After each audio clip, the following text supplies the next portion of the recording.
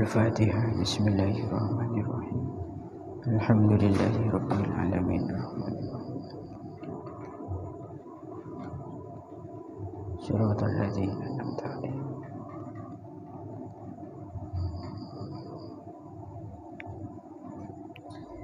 Bismillahirrahmanirrahim. Faqad qala al-mu'allif rahimahullahu ta'ala wa nafa'ana bihi wa bi'ulumihi wa bi barakatihi fid dharain. Amin Allahumma amin. Bismillahirrahmanirrahim. Wal khamisu an-nadharu lil mudawati fayajuzu nadharu at-tabibi min al-ajnabiyyati ila al-mawadi'i allati yahtaju ilaiha. Wal khamisu utawi kang kaping 5 iku an-nadharu ningali lil mudawati krana arahe nambani,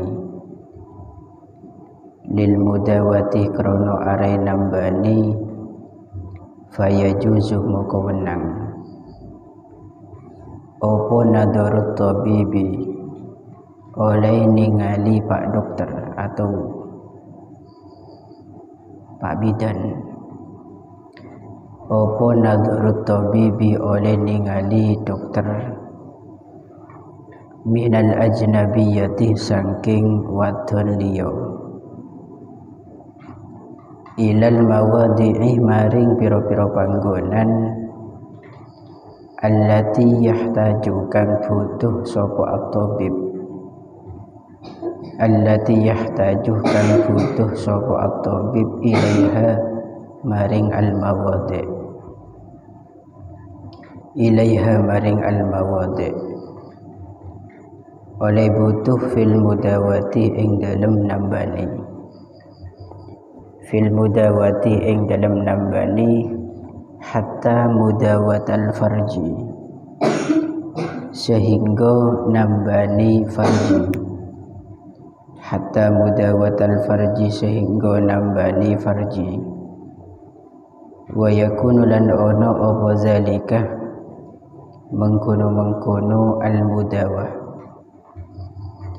iku bihadrati mahramin, ada yang bihuduri mahram, punya sampean bihudur. Kalau yang bihudur maknanya nanti kelawan hadire dulur mahram, bihuduri mahramin kelawan hadire mahram, gitu saja. Kalau yang hadroh ini tadi saya lihat di bajurinya itu pakai lafaz hadroh. Yang hadroh nanti maknanya bihadrati mahramin ing dalam sandinge mahram, au zaujin utawa bojo lanang, au sayyidin utawa sayyid. Wa alla takuna lan yento ora ono iku hunaka ing dalam kono panggonan, iku hunaka ing dalam kono panggonan sapa imra'atun wong wadon tu'alijuha kang bisa nambani sapa imra'ah ing ajnabiyah, tu'alijuha kang bisa nambani sapa imra'ah ing ajnabiyah. Bismillahirrahmanirrahim. Wa yanduru minal amati ala tarjihid nawawi inda qasdi khidbatiha ma yanduruhu minal hurrah. Ini kemarin yang lupa saya jelaskan bahwa untuk perempuan budak, karena persoalan kemarin kita memandang seorang perempuan bukan mahram karena tujuan untuk keperluan nikah, yaitu hanya sebatas wajah dan kedua telapak tangan. Itu bagi orang yang merdeka. Bagaimana dengan perempuan yang berstatus budak atau amat? Di sini ala tarjihin Nawawi, menurut pendapat yang ditarjih atau yang diunggulkan oleh Imam Nawawi, ketika ada niatan untuk melamar seorang perempuan yang berstatus budak, maka boleh kita memandang apa yang kita pandang dari perempuan yang merdeka, berarti wajah dan kedua telapak tangan. Akan tetapi ini pendapat yang dhaif gitu gitu. Pendapat yang di situ sahih atau rajih yaitu annahu yanduru minha ma'ada ma baina surra war rukbah. Jadi kalau perempuan itu budak, maka boleh pada saat kita lamaran atau sudah ada kemantapan niatan di hati untuk ingin menikahi perempuan itu, memandang anggota tubuh selain antara pusar dan lutut. Kenapa? Karena dalam konteks ini auratnya siapa? Amat itu ka'auratiha fi shalah, seperti auratnya dia saat sholat. Auratnya perempuan budak di waktu sholat itu persis dengan auratnya seorang laki-laki. Batasannya sampai mana? Yaitu di bawah pusar dan di atas lutut. Pusar dan lutut itu bukan aurat, tapi wajib ditutup. Kenapa? Karena kata dulu masuk dalam kaidah ma la yatimul wajib illa bihi fahuwa wajib. Sesuatu yang menjadi penyempurna sesuatu yang wajib, maka sesuatu itu jadi wajib juga. Menbucel tak tutup, maka deki menutup aurat tak sempurna. Bisa saja dalam pergerakan sholat deki sarung itu bisa ke bawah ke atas. Ia mendak atas aman, kalau ke bawah itu malah nyampe pada batasan aurat. Pun ini seputar masalah amat atau budak perempuan. Kemudian yang kelima yaitu an-nadharu lil mudawati, memandang seorang perempuan karena ada tujuan untuk mengobati. Ini ada hajat, ada kebutuhan. Kalau demikian kasusnya, maka fayajuzu nadharu tabib minal ajnabiyyah. Boleh bagi Pak Dokter. Tabib ini mencakup dokter atau dukun. Karena dalam Islam tabib itu ada yang secara syar'i, ada yang ghairi syar'i.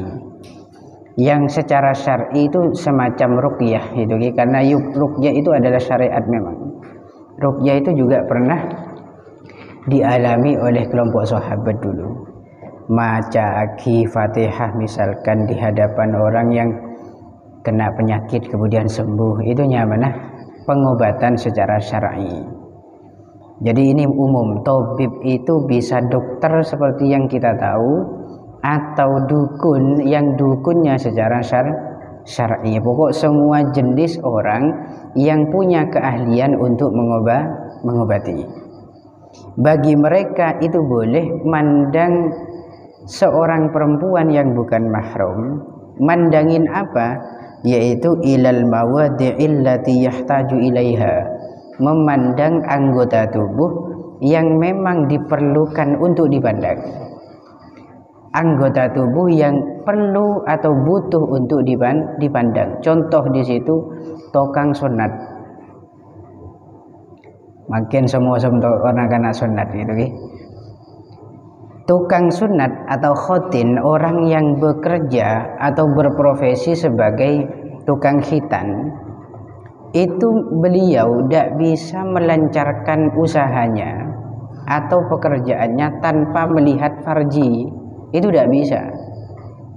Misalkan dengan ditutup matanya akan sulit nanti, wah ini bahaya gitu ya, bahaya. Sehingga mau tidak mau tukang sunat itu harus melihat kemaluan.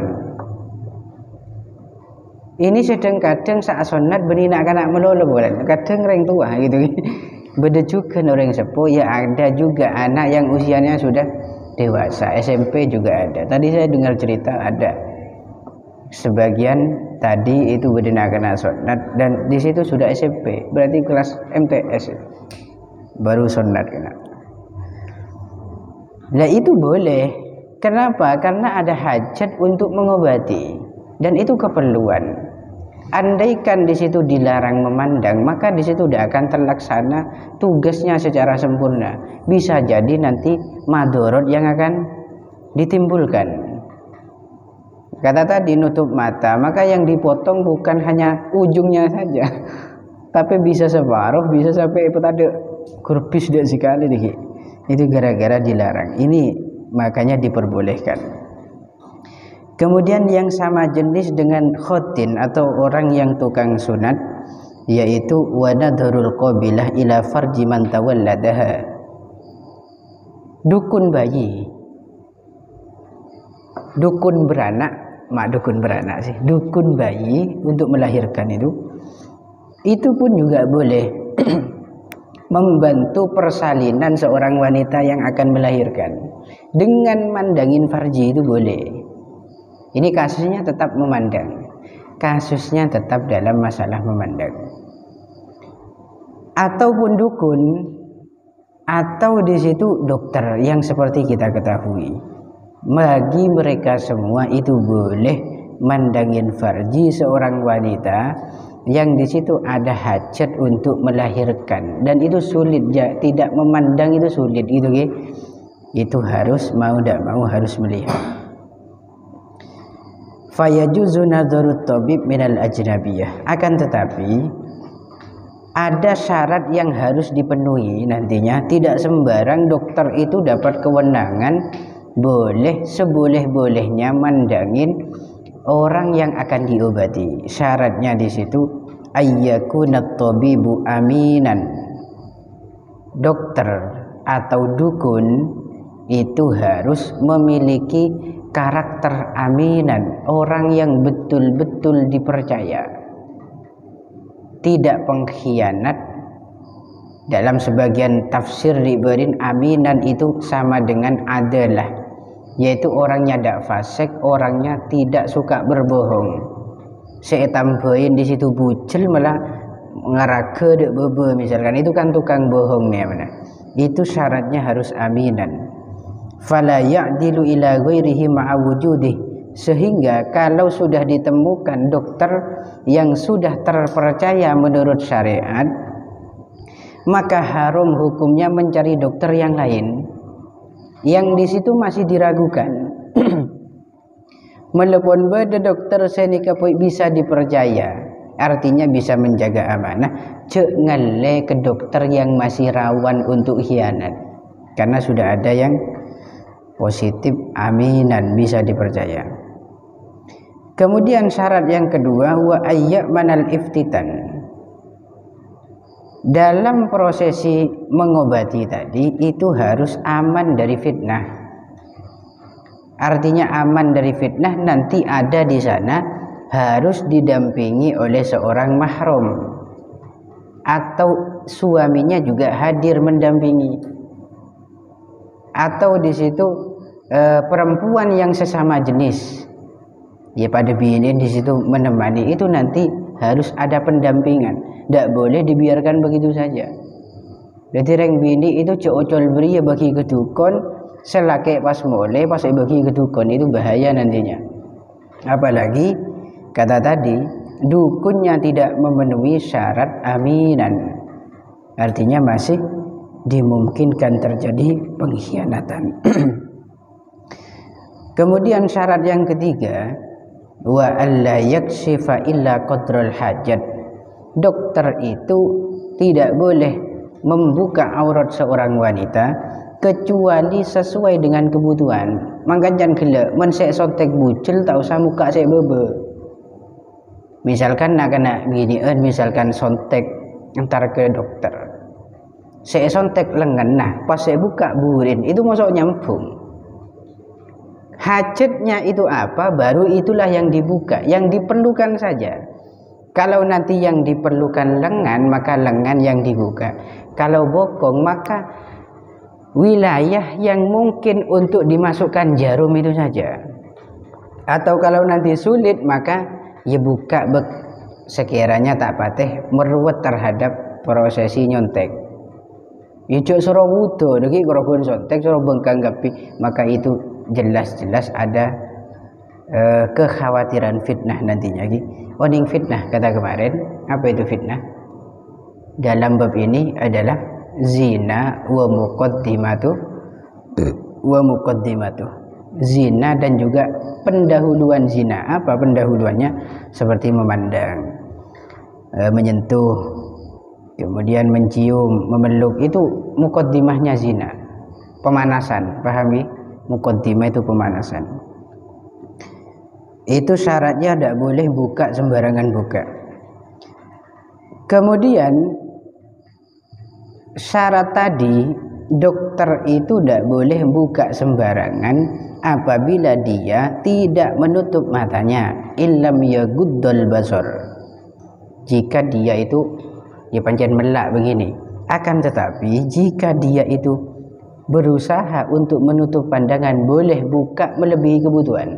Contoh, esontek bukikir atas nikah, kemudian yotak sampai kan kamah gentoot, berarti kan mudo dah kena. Tapi dokternya di situ merem, pancen aja ke syariat betul, maka boleh. Itu boleh. Kenapa? Sudah aman dari pandangan yang maksiat atau diharamkan. Ini catatan tadi, tidak boleh melebihi hajat kebutuhan. Itu kalau dokternya tetap melek. Dan sulit banget cari dokter yang aminan itu, sangat sulit. Jadi nampu tanya akhir Pak, sampean bisa dipercaya? Tidak bisa. Itu akan sulit. Yes, cukup pokok duga baik kepada dokter, insya Allah tidak masalah. Tapi untuk dokter di daerah kita, insya Allah semuanya aminan, bisa dipercaya. Kenapa? Karena salah satu aturan dokter juga harus semacam itu. Tidak boleh ada pengkhianatan terhadap pasien, harus menjaga hal-hal yang nanti bermadarat. Itu juga salah satu aturan, pasti ada di kedokteran itu, yang nanti akibatnya jika dilanggar maka akan berakibatkan dia akan dipecat. Dan itu banyak kasus-kasus demikian, ternyata terjadi pelecehan maka langsung dipecat. Pun hatta mudawatal farji, hingga dalam masalah mandang dengan tujuan mengobati, itu boleh mandangin farji sekalipun. Kayak tadi orang sesonat atau orang mau melahirkan, membantu prosesi melahirkan, itu boleh. Dan contohnya sangat banyak penyakit-penyakit yang berhubungan dengan farji, seperti damamil, butun benang buri misalkan. Itu kayak di dokter teh bagi nyomok kan harus dilihat itu. Kemudian di sini seperti cantuk bekam atau yang lainnya, pokok bisa terjadi pada farji atau anggota tubuh seorang wanita. Kemudian kesimpulan yang perlu kita catat, masalah dokter ini. Yang pertama, annahu yustaratu ittihadul jinsi. Syarat yang pertama, seorang dokter itu boleh untuk mengobati seorang wanita. Yang pertama harus tunggal jenis. Berarti kalau masih ada dokter perempuan, jangan minta laki-laki. Kalau yang berobat itu laki cowok, berarti jangan minta dokter cewek selama dokter cowoknya itu bisa ngobatin. Itu syarat yang pertama, harus ittihadul jinsi. Syarat yang kedua, huduru mahrumin, harus didampingi oleh seorang mahramnya, atau di situ suaminya kalau istrinya yang berobat, atau istrinya kalau suaminya yang berobat, atau di situ perempuan yang sesama jenis. Berarti misalkan ada cewek mau berobat, maka jangan sendirian, tapi bawa satu teman yang sama-sama cewek. Kalau mahramnya tidak mau nganterin atau nemenin, atau di situ orang tuanya misalkan tidak mau nemenin, atau suaminya kalau sudah punya suami tapi tidak mau nemenin, maka cari perempuan yang satu jenis, yaitu cewek gitu ya. Juga di sini disyaratkan alla yakuna kafiran ma'a wujudi muslim. Dokter yang kita pilih itu jangan sampai beragama non muslim atau orang kafir, selama masih ditemukan dokter yang muslim. Nah ini kita di daerah kita ini tidak kesulitan cari dokter muslim, itu tidak kesulitan, rata-rata muslim ya, rata-rata di mana umum itu rata-rata Islam, apalagi rumah sakit Islam jelas Islam semua. Dokter-dokter bidan yang ada di desa kita pun juga Islam, di Selok juga sama gitu. Selok semuanya kan Islam semua dokternya. Ini kita tidak kesulitan. Jadi kok ada nanti dokter kafir, di sisi lain masih ada dokter yang non muslim, atau di sisi lain ada dokter yang muslim, maka kita pilih dokter yang muslim. Akan tetapi kalau ada perbandingan lagi, ada Pak, dokter itu muslim tapi cowok, satunya itu kafir tapi cewek, saya pilih yang mana? Ini kan bingungin kan. Syaratnya tadi kan harus tunggal jenis. Syarat yang pertama harus tunggal jenis. Syarat yang terakhir, yang ketiga, yaitu harus satu agama. Nah ini ada kasus dokter yang cewek malah agamanya kafir, yang cowok malah justru non muslim. Berarti yang cowok di situ malah muslim. Maka dalam kasus ini benar ulama, pilihlah perempuan yang kafir. Kenapa? Karena dalam syarat tadi yang didahulukan harus ittihadul jinsi, satu jenis. Dan alasan yang kedua, madorot, pandangan perempuan kafir memandang terhadap perempuan yang muslim itu lebih ringan batasannya dibandingkan seorang muslim tapi cowok. Karena muslim tapi cowok itu nanti memandangnya itu kan jami'ul badan, itu di selain kedokteran gitu. Untuk lil mudawah ini kan jami'ul badan.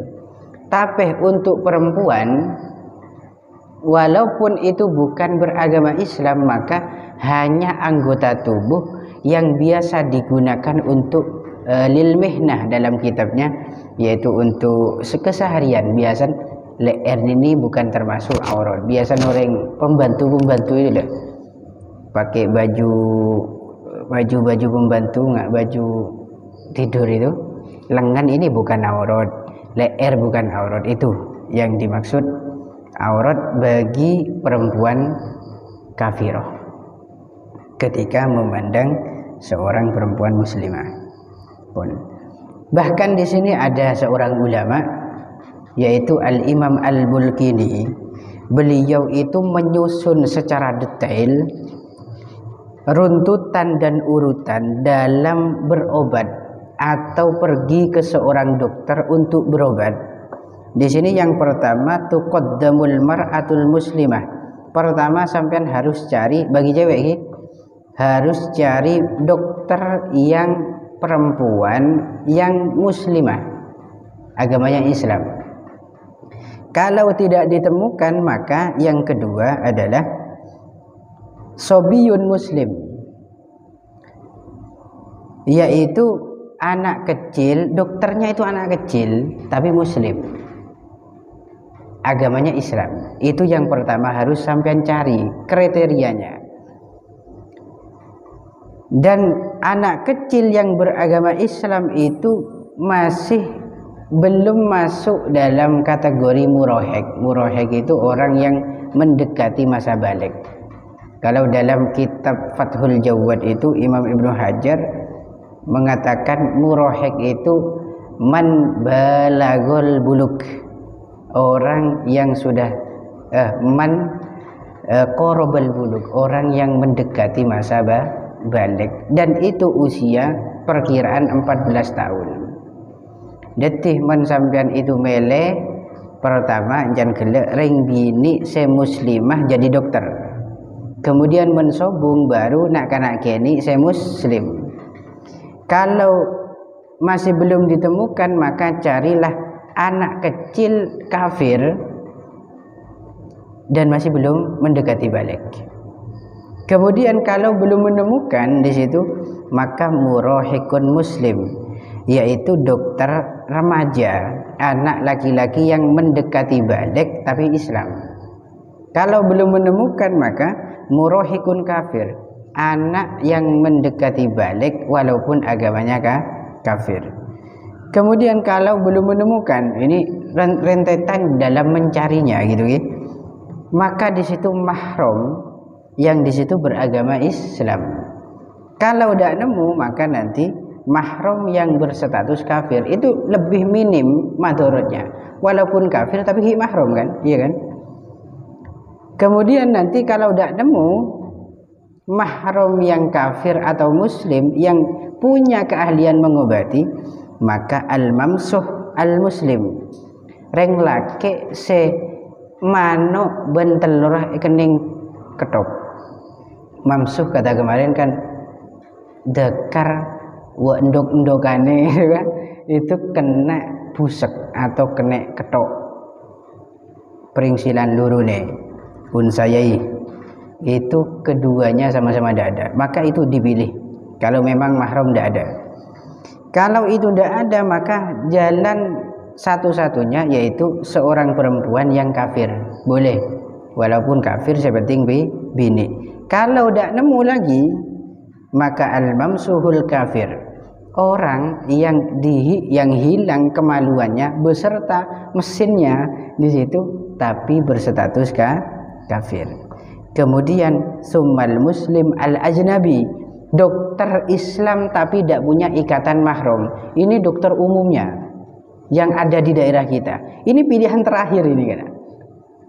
Jadi tahapan dalam memilih itu tidak sembarang. Tapi mereka dinak loh, pokok demam loh, pokok lantar apa sih, penting niatan untuk berobat. Ini masya Allah gitu, banyak urutannya itu banyak. Kemudian yang terakhir yaitu al-kafirul ajnabi, orang kafir kalau memang tidak ada sama sekali dan di situ tidak punya ikatan mahram dengan kita. Lah kok nanti ada suami yang mampu ngobatin, maka suami yang harus muqaddam, harus didahulukan. Pun ini kesimpulan daripada memandangnya seorang dokter kepada pasien dengan tujuan untuk mengobati, kengen dengan tujuan mengobati, walaupun dokter memandang pasien tapi bukan karena mengobati tapi karena sir-siran. Kan juga ditemukan kasus dokter pacaran di pasien, ada dokter yang cinta sama pasien, maka di situ kasusnya beda. Ini lil mudawah, berarti ada hajat untuk mengobati. Oke, wasadis wallahu a'lam bishawab. Al-Fatihah. Bismillahirrahmanirrahim.